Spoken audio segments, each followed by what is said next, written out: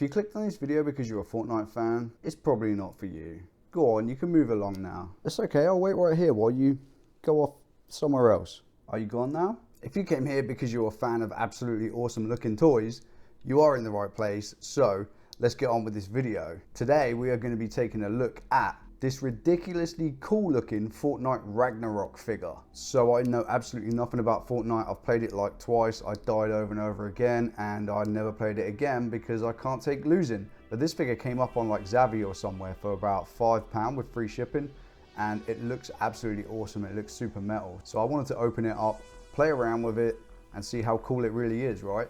It's made by McFarlane's toys, as are most of the Fortnite figures as far as I'm aware, and it just looks really, really badass. So let's not mess around anymore and let's go down close and open it up. So there he is, look at that. What an absolutely daunting looking character. You wouldn't want to come across him in a game of Fortnite or anywhere for that matter.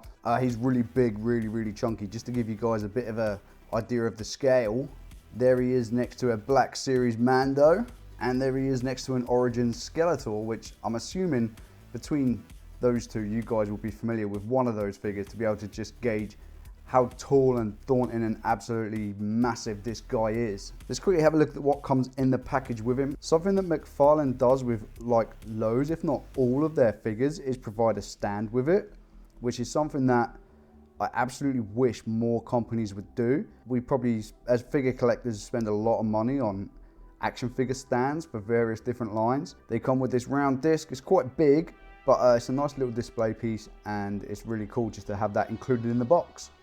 The next thing included is this rubberized cape. Quite a thick rubber actually, and painted inside and out, which is really, really cool. It's got a little peg there, which seems to be where it fits in, obviously. And it's got this really cool detailing on it here, where it's got like bones or something going on there. I'm guessing they're supposed to be teeth or horns or claws or bones or something awesome, right? Let's see how easy it is to get that onto him.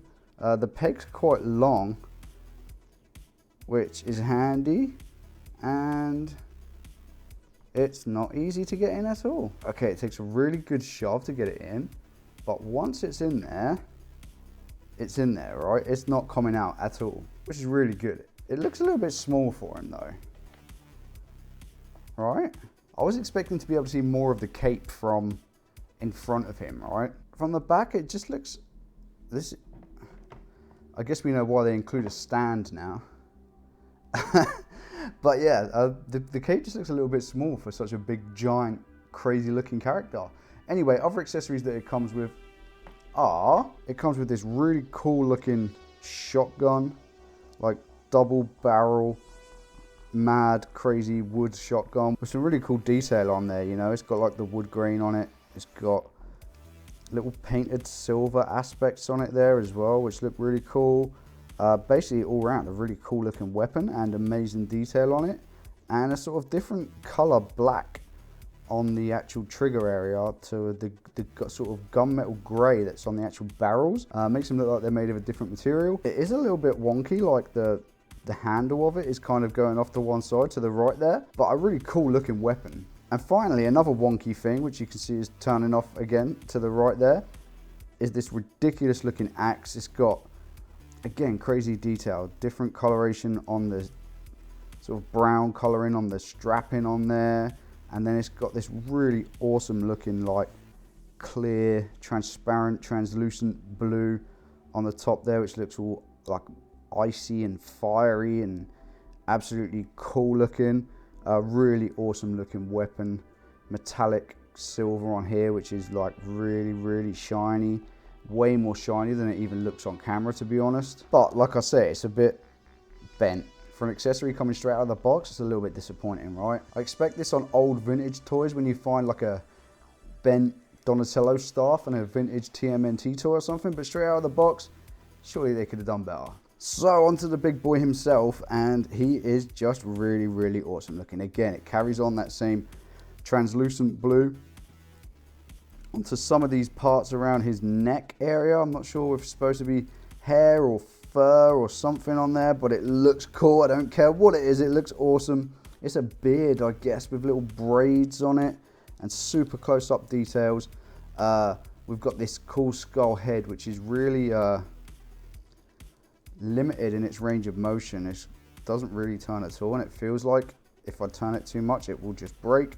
So really limited. There's no up and down movement on it really. It just twists a little bit side to side, but you can see it's catching on that blue bit on the back there. So really, he's going to be looking straight ahead no matter what. Then you've got these awesome bone sort of pauldrons going on here, which are actually, if you look at it, they're actually a separate piece on the arm here, which is kind of looped around the arm so it can move independently of the arm, which is really, really cool. And on the other side, it's similar, same design, but it's got cool metal spikes on it instead. Taking the cape off and looking at his arm on the back, you can see again, super detailed. Everything's painted, every little buckle, every little button, every little whatever this is painted silvery colored. The armor itself is silvery with like a wash over it. He's got this really cool looking horn attached to his belt, which looks absolutely sweet as well. More spikes on his hands and on his gauntlets. I don't know what this logo is, but it probably means something in Fortnite that I'm not aware of. And again, on the front, everything metallic and painted, and like I say, nothing has been missed out there at all. And then moving down further, he's got these like, I guess like if Bryan Danielson was from medieval times, that's what his kick pads would probably look like, right? Crazy like shin guard kick pads with massive spikes on, some furry areas around the back of the boots here, and again, more detailing on the boots themselves. There's a few little imperfections on the paint there, like the edging of it is not great around the boots here. It kind of blurs over onto the leg piece. And then as far as articulation goes, his arm is limited in this direction by that massive pauldron. It does twist all the way around independently of that pauldron. It's got double jointed elbows, so with those you can get real massive amounts of articulation on the elbow itself. You've got some movement in the waist here, but it doesn't stay very much. It's not like an actual joint that rotates. It's that same sort of ball joint crunch movement there, which he can crunch forward and back a little, but not really. He's got double jointed knees, but that is one of the joints, and it's like way past 90 degrees. So if you want to use the second joint as well, that is ridiculous knee articulation there. There's like a ball joint on the ankle here, which will literally go in any direction you wish and pivot as well, which is awesome. Like you can really put his foot anywhere, right? And then an extra little added articulation point on the toe of the boot here, which gives you even more freedom for posing and playability, I guess. If kids are playing with these, they probably are because they're Fortnite, right? And something else I didn't point out, it's really hard to see it, but it is actually a butterfly joint as well there, which gives you even more range of motion. One thing I'm noticing is this weapon is really chunky for his hand, and you can get it in there, but the finger doesn't move for the trigger area. So really you want to hold it like this above it, otherwise it's just warping this plastic and it's going to break this little loop on the trigger area here when I try to put it in a normal position. So he holds it really weird looking, right? I guess if he was holding it down by his side it's not so bad, but if he was actually shooting somebody with it, that just looks strange. The axe goes in a bit easier, maybe. Hang on. Okay, so two different hands. This one looks like it should be for the trigger. Let's swap things over and see if that's any better.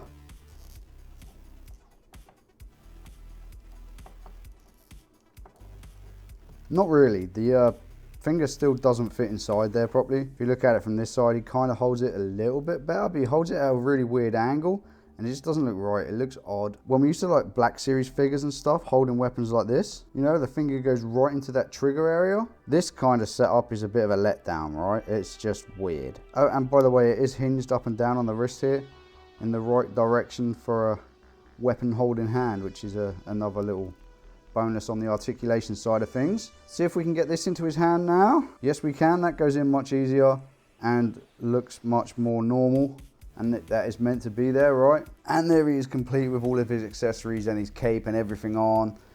A really cool looking figure on the shelf. Really, really posable, which is more than what I was expecting compared to other McFarlane figures I've had in the past. And my only real complaint about it is the hand that holds the weapon. the gun holding hand. The trigger finger looks weird. It's not right. It doesn't hold it right. You can't get him to kind of point the weapon in a way that looks believable. It looks like he's kind of just firing from the hip, which maybe such a big badass character would do.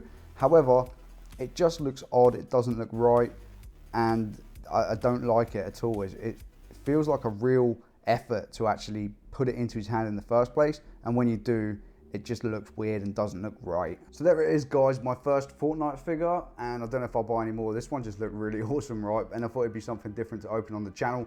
Hopefully you enjoyed it. Hopefully it's given you a bit of insight. I know probably a lot of you guys don't have Fortnite figures. You're all into your Star Wars, Master of the Universe, all that sort of stuff.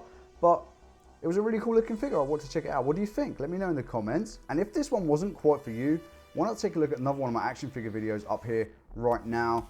And if you enjoyed, please hit that subscribe button. Loads more toy videos coming up for you really, really soon. Until next time, I'm out of here. Thank you for watching. Peace.